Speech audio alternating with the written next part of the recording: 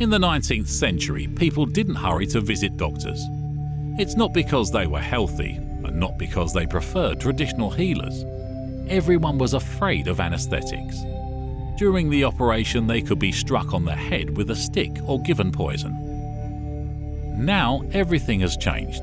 Modern anaesthetics allow doing complex operations when the patient is asleep.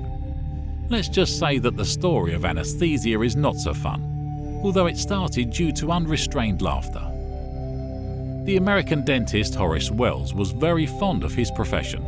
He was looking for a remedy that would ease the pain of patients during surgery. Once, Wells decided to visit Gas Fun. It was a popular entertainment for the American public. The room was filled with laughing gas, nitrous oxide, which was discovered by Humphrey Davy in the 18th century. The guests sat in the hall and couldn't stop laughing. Surprised by the effect of the laughing gas, Horace Wells decided to try using the substance as an anaesthetic. He asked his friend, John Riggs, to pull out his tooth. Horace inhaled the increased concentration of nitrous oxide through the inhaler and plunged into sleep. On waking up, he realized that he'd not felt anything. So did all doctors rush to operate without pain? Unfortunately, it didn't happen so quickly.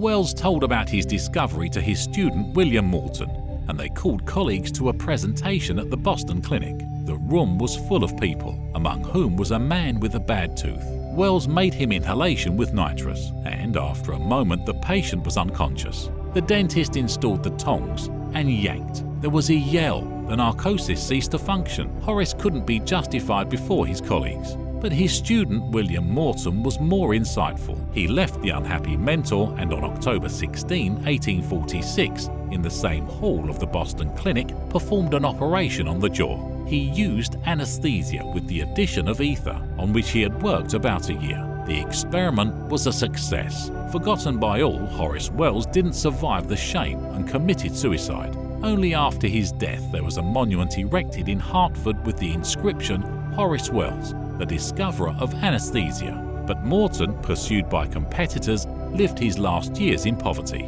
Laughing gas didn't make the inventive dentist's lives more fun, but it gave beautiful smiles to millions of patients absolutely free of pain.